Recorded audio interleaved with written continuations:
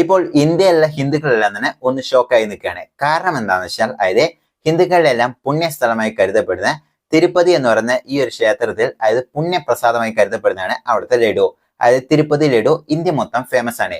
അപ്പോൾ ഈ ഒരു ലഡു ഉണ്ടാക്കാൻ വേണ്ടി മുൻപ് ഭരിച്ചുകൊണ്ടിരുന്ന അതായത് പാർട്ടി ഇതിൽ വലിയൊരു കറപ്ഷൻ നടത്തി ഈ ഒരു ലഡുവിൽ അതായത് ബീഫിന്റെ ഫാക്ട്, അതുപോലെ തന്നെ പന്നിയിറച്ചിന്റെ ഫാക്ട്, അതുപോലെ തന്നെ ഫിഷ് ഓയിൽ ഇതെല്ലാം കൂടെ മിക്സ് ചെയ്തിട്ടാണ് ഈ ലഡു ഉണ്ടാക്കിയ നെയ്ക്ക് പകരം എന്നാണ് പറഞ്ഞിരിക്കുന്നത്. അപ്പോൾ ഈ ഒരു ന്യൂസ് വന്നു കഴിഞ്ഞപ്പോൾ കോടാനുകോടി ഹിന്ദുക്കളുടെ സെന്റിമെന്റിനെയാണ് ഇവർ അഫക്ട് ചെയ്തത് എന്ന് പറഞ്ഞുകൊണ്ട് വലിയ രീതിയിൽ ഇന്ത്യയിൽ മൊത്തം പ്രശ്നമായി നടന്നുകൊണ്ടിരിക്കുക.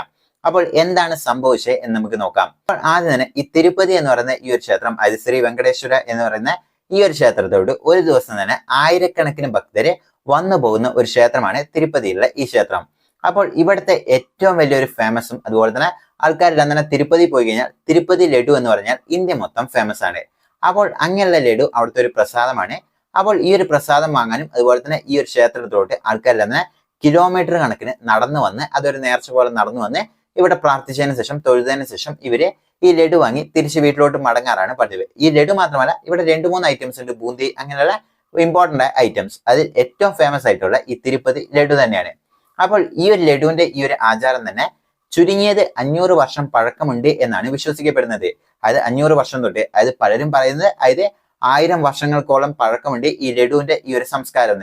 പക്ഷെ ചുരുങ്ങിയത് ഒരു 500 വർഷം പഴക്കമുണ്ട് എന്നാണ് പല റിപ്പോർട്ടുകളും പറയുന്നത്. അപ്പോൾ അങ്ങനെയുള്ള ഈ ലഡു 1933, അതായത് ഇന്ത്യക്ക് ഇൻഡിപെൻഡൻസ് കിട്ടുന്നതിന് മുമ്പ് തന്നെ TTD എന്ന് പറയും, അതായത് തിരുമല തിരുപ്പതി ദേവസ്വം എന്ന് പറയുന്ന ഇവരുടെ കൺട്രോളിലാണ് ഈ ലഡു എല്ലാം ഉണ്ടാക്കുന്നത്. അപ്പോൾ ഒരു ദിവസം തന്നെ, ഒരു ദിവസം കേട്ടോ, അതായത് ഒരു ആഴ്ചയല്ല, ഒരു ദിവസം മാത്രം ഏകദേശം 4 ലക്ഷത്തോളം ലഡു ഉണ്ടാക്കുന്നുണ്ട് എന്നാണ് പറയുന്നത്. അപ്പോൾ ഒരു ആഴ്ച ആകുമ്പോൾ തന്നെ ഏകദേശം 4x7 28 ലക്ഷം ലഡു ഒരു ആഴ്ച മാത്രം ഉണ്ടാക്കുന്നുണ്ട്. ഇതെല്ലാം തന്നെ കൺസ്യൂമായി പോകുന്നുണ്ട്. ആൾക്കാരെല്ലാം തന്നെ അത്ര ഫേമസ് ആയതുകൊണ്ട് അവർക്കും അവിടെ പോകുന്ന ഭക്തരെല്ലാം തന്നെ വീട്ടിലോട്ടെല്ലാം വാങ്ങിപ്പോവാറുണ്ട്. അപ്പോൾ അത്രമാത്രം ഫേമസ് ആയ ഒരു ആചാരമാണ് ഇവിടുത്തെ ലഡു. അപ്പോൾ ബ്രിട്ടീഷേഴ്സ് ഉണ്ടായിരുന്ന കാലം തൊട്ടേ ഈ ലഡു ഇവിടെ ഫേമസ് ആയി നിൽക്കുന്ന ഒരു കാര്യമാണ്. അപ്പോൾ അങ്ങനെയുള്ള ലഡു ഉണ്ടാക്കാൻ അതായത് ഈ ദേവസ്വത്തിന്റെ അടുത്ത് ഒരു ദിവസം തന്നെ 500-ലും അധികം ആൾക്കാരാണ് പെർമനന്റ് ആയിട്ട് വർക്ക് ചെയ്യുന്നത് എന്നാണ് പറയുന്നത്. അതായത് ഈ ലഡു ഉണ്ടാക്കാൻ മാത്രം. അപ്പോൾ ഈ നമ്പർ എല്ലാം പറയാൻ കാരണം എന്താണെന്ന് വെച്ചാൽ അതായത് ഇങ്ങനെ ഒരു കറപ്ഷൻ നടന്നിട്ടുണ്ടെങ്കിൽ അത് എത്രമാത്രം വലിയ തട്ടിപ്പാന്ന് നിങ്ങൾക്ക് അറിയാൻ മാത്രമാണ്. അപ്പോൾ ഇത്രയും ഫേമസ് ആയ ഈ ഒരു ലഡു ആണ്. അപ്പോൾ കഴിഞ്ഞ വർഷം അതായത് ഈ ഒരു ഇലക്ഷൻ നടക്കുന്നതിന് മുമ്പ് ഈ പാർലമെന്റ് ഇലക്ഷൻ സമയത്താണ് അവിടെ അതായത് ഈ ഒരു സ്ഥലത്തും ഇലക്ഷൻ നടക്കുകയും അതുപോലെ തന്നെ പുതിയ സ്റ്റേറ്റ് ഗവൺമെന്റ് ഫോം ചെയ്തത്. പക്ഷെ അതിനു മുമ്പ് അവിടെ YSR കോൺഗ്രസ് ആയിരുന്നു ഭരിച്ചുകൊണ്ടിരുന്നത്. അതായത് ജഗൻമോഹൻ റെഡ്ഡി ആയിരുന്നു അവിടുത്തെ ചീഫ് മിനിസ്റ്റർ. അപ്പോൾ ആ ഒരു ഭരണ സമയത്ത് ഈ ലഡു ഉണ്ടാക്കാൻ വേണ്ടി അതായത് ഈ പോത്തിന്റെ ഫാറ്റ്, അതുപോലെ തന്നെ പന്നിയുടെ ഫാറ്റും അതുപോലെ തന്നെ ഈ മീനെണ്ണയും കൂടെ ഉപയോഗിച്ചുകൊണ്ടാണ് അവര് അതായത് ഈ ലഡു ഉണ്ടാക്കിയത് എന്നാണ് പറയുന്നത്.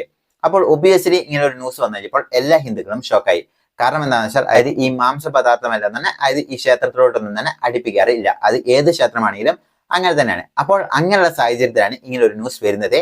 അപ്പോൾ ഇത് അവിടുത്തെ ലോക്കൽ ആൾക്കാരൊന്നും അല്ല പറഞ്ഞത്. ഇപ്പോൾ അവിടെ ഭരിച്ചുകൊണ്ടിരിക്കുന്ന അതായത് തെലുങ്ക് ദേശം പാർട്ടിയുടെ CM കൂടിയായ അതായത് ചന്ദ്രബാബു നായിഡു ആണ് ഇങ്ങനെ ഒരു ന്യൂസ് പുറത്തിറക്കുന്നത്. അപ്പോൾ ഈ ഒരു ന്യൂസ് വന്നപ്പോൾ തന്നെ പെട്ടെന്ന് തന്നെ YSR കോൺഗ്രസ് പറഞ്ഞു അതായത് ഇതൊരു ഫേക്ക് ന്യൂസ് ആണ്, ആൾക്കാരുടെ ഇടയിൽ വലിയ രീതിയിലുള്ള ഒരു പ്രൊപ്പഗാൻഡ പടർത്താനുള്ള ശ്രമമാണ്. അത് കഴിഞ്ഞപ്പോഴാണ് അതിന്റെ ടെസ്റ്റ് റിപ്പോർട്ട് വന്നത്. അതായത് 2 സ്ഥലത്ത് നിന്ന് ടെസ്റ്റ് റിപ്പോർട്ട് വന്നോ കൃത്യമായി പറഞ്ഞിട്ടുണ്ട്. അതായത് ഈ ഒരു ലഡുവിൽ എന്തൊക്കെ പ്രസന്റ് ആണ്, അതായത് ഇത് ഉണ്ടാക്കാൻ വേണ്ടി ബീഫ് ടലവ്, അതുപോലെ തന്നെ ലാഡ്, അതുപോലെ തന്നെ ഫിഷ് ഓയിൽ, ഇത് 3ഉം മിക്സ് ചെയ്തിട്ടുണ്ട്. അതുപോലെ തന്നെ വീറ്റ് മറ്റു കാര്യങ്ങളെല്ലാം മിക്സ് ചെയ്തിട്ടുണ്ട്. പ്രധാനമായിട്ടും ഇതും അതുപോലെ തന്നെ പാം ഓയിലുമാണ് ഉപയോഗിച്ചിരിക്കുന്നത് എന്നാണ് പറയുന്നത്.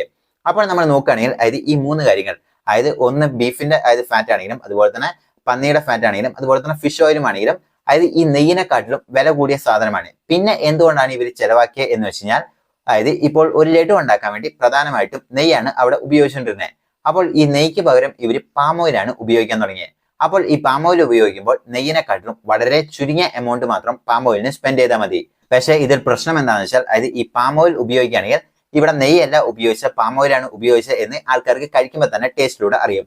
അപ്പോൾ ഈ ടേസ്റ്റ് അറിയാതിരിക്കാൻ വേണ്ടിയാണ് ചെറിയ എമൗണ്ട് ഓഫ് അതായത് ഈ ഫിഷ് ഓയിലും അതുപോലെ തന്നെ ബീഫിന്റെ ഫാക്റ്റും അതുപോലെ തന്നെ ഈ പോർക്കിന്റെ ഫാറ്റ് എല്ലാം തന്നെ ഇതിലോട്ട് ആഡ് ചെയ്ത്, അതായത് ഈ പശുവിന്റെ ഫാറ്റ് എല്ലാം തന്നെ ഇതിലോട്ട് ആഡ് ചെയ്ത് എന്നാണ് പറയുന്നത്. അതായത് ഒറിജിനൽ ടേസ്റ്റ് തന്നെ നിലനിൽക്കാൻ. അപ്പോൾ ഇതുകൊണ്ട് അതായത് ഇവർക്ക് പാം ഓയിൽ ഉപയോഗിക്കാൻ ചെയ്യാം, അതുപോലെ തന്നെ ഈ നെയ്യ് ഉപയോഗിക്കേണ്ട ആവശ്യവുമില്ല. അപ്പോൾ ഇങ്ങനെ നോക്കുകയാണെങ്കിൽ അതായത് ഒരു ദിവസം 4 ലക്ഷം ലഡൂസ് ആണ് ഉണ്ടാക്കുന്നത്. ഇപ്പോൾ ഉദാഹരണത്തിന് ഒരു ലഡുവിന് 1 രൂപ മാത്രം അവർക്ക് ലാഭം കിട്ടിയാൽ, അതായത് ഇങ്ങനെ കറപ്ഷൻ ചെയ്താൽ തന്നെ പെർ ഡേ ഇൻകം 4 ലക്ഷം രൂപയാണ്. അപ്പോൾ അത്രയും വലിയൊരു കറപ്ഷനാണ് നടന്നിരിക്കുന്നത് എന്നാണ് എല്ലാവരും ചൂണ്ടിക്കാണിച്ചിരിക്കുന്നത്. അപ്പോൾ ഇതിലെ കറപ്ഷനെക്കാട്ടിലും ഏറ്റവും കൂടുതൽ ആൾക്കാർ ചർച്ച ചെയ്യപ്പെടുന്നത് സെന്റിമെന്റ്സ് ആണ്. അതായത് ഹിന്ദുക്കൾക്കെല്ലാം തന്നെ അതായത് ഈ മാംസമെല്ലാം തന്നെ കഴിച്ചാൽ പോലും അമ്പലത്തിൽ പോവാത്ത ആൾക്കാരാണ്. അപ്പോൾ അങ്ങനെയുള്ള ആൾക്കാർ അതായത് അത്രയും പുണ്യമായി കരുതപ്പെടുന്ന ഈ ഒരു സ്ഥലത്ത് നിന്ന് അതായത് അമ്പലത്തിൽ നിന്ന് തന്നെ ഇങ്ങനൊരു സംഭവം ഇങ്ങനൊരു റിയാക്ഷൻ വരുമ്പോൾ അവരെല്ലാം തന്നെ ഒബ്വിയസ്ലി ഇത് വലിയ രീതിയിലുള്ള പ്രശ്നമാക്കുകയും അത് ഇന്ത്യ മൊത്തം ചർച്ച ചെയ്യപ്പെടുന്നതാണ് തുടങ്ങി. അപ്പോഴാണ് പലരും പറയുന്നത് അതായത് എങ്ങനെ അതായത് ഇപ്പോൾ മുസ്ലിംസിന്റെ എല്ലാം നോക്കുകയാണെങ്കിൽ അവർക്ക് സെപ്പറേറ്റ് ബോർഡ് ഉണ്ട്, അതായത് അവരുടെ പള്ളിയെല്ലാം തന്നെ മെയിൻറ്റെയിൻ ചെയ്യാൻ. അതുപോലെ തന്നെ ക്രിസ്ത്യൻസിന് സെപ്പറേറ്റ് ആണ്. പക്ഷെ ഹിന്ദു ക്ഷേത്രങ്ങൾ നോക്കുകയാണെങ്കിൽ അതായത് ഇവർക്കെല്ലാം തന്നെ അതായത് സ്റ്റേറ്റ് ആണ് കൺട്രോൾ ചെയ്യുന്നത്. അപ്പോൾ ഇതിന് ഒരു അൾട്ടർനേഷൻ വേണം എന്നാണ് പലരും ആവശ്യപ്പെടുന്നത്. അല്ലെങ്കിൽ ഇങ്ങനെ അതായത് നമ്മുടെ ഹിന്ദുക്കളുടെ സെന്റിമെന്റ്സ് വെച്ച് ഈ പാർട്ടികളെല്ലാം തന്നെ ഇങ്ങനെ നടത്തും എന്നാണ് പറഞ്ഞിരിക്കുന്നത്. അപ്പോൾ ഇതിന് YSR കോൺഗ്രസ് അതായത് ജഗൻമോഹൻ റെഡ്ഡി പറഞ്ഞിരിക്കുന്ന കാര്യം എന്താണെന്ന് വെച്ചാൽ അതായത് ഇവിടെ അതായത് ഈ തെലുങ്ക് ദേശം പാർട്ടി എന്ന് പറയുന്നത് ഇവര് വലിയ രീതിയിൽ പൊളിറ്റിക്സ് കളിച്ചുകൊണ്ടിരിക്കുക, അല്ലാണ്ട് ഇങ്ങനെ ഒരു സംഭവം നടന്നിട്ടില്ല എന്ന് പറഞ്ഞുകൊണ്ട് അവർ ഹൈക്കോടതിയിൽ ഇപ്പോൾ കേസുമായി മുന്നോട്ട് പോയിട്ടുണ്ട്. പക്ഷേ ഇതിൽ പ്രത്യേകത എന്താണെന്ന് വെച്ചാൽ അതായത് ടെസ്റ്റ് റിപ്പോർട്ടിൽ കൃത്യമായി പറഞ്ഞിട്ടുണ്ട് അതായത് ഇത് മൂന്നും ഉപയോഗിച്ചിട്ടുണ്ടെന്ന്. അപ്പോൾ എന്ത് തന്നെയാണെങ്കിലും അതായത് ആൾക്കാരുടെ സെന്റിമെന്റ്സ് വെച്ച് കളിച്ചിട്ടുണ്ടെങ്കിൽ അത് ഗവൺമെന്റും അതുപോലെ തന്നെ ഈ YSR കോൺഗ്രസിലുള്ള അതായത് ആരൊക്കെയാണോ അതിൽ ഇൻവോൾവ് ആയിട്ടുണ്ട് അതിന് കൃത്യമായ ശിക്ഷ കൊടുക്കണം.